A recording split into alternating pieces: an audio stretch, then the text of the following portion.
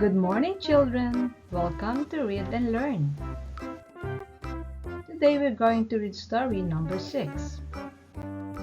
Let's read, children. Lucy was afraid of the dark. Every night, before bed, she would ask her parents to leave the light on.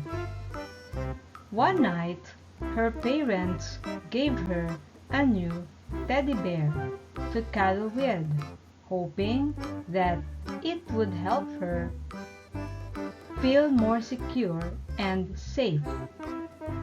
Lucy hugged the teddy bear tightly and felt a little bit better.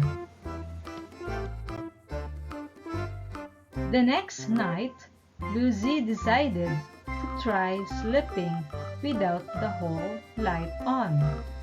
Just for a little while, she held her teddy bear close and told herself that she could be brave. At first, she felt scared and alone in the darkness. But soon enough, she started to feel more comfortable.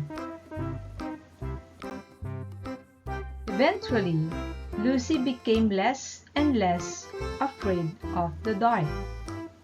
She still held her teddy bear close, but she also knew that she could be brave and face her fears.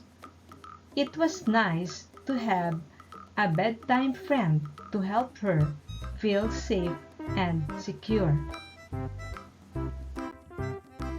Try to answer the following questions.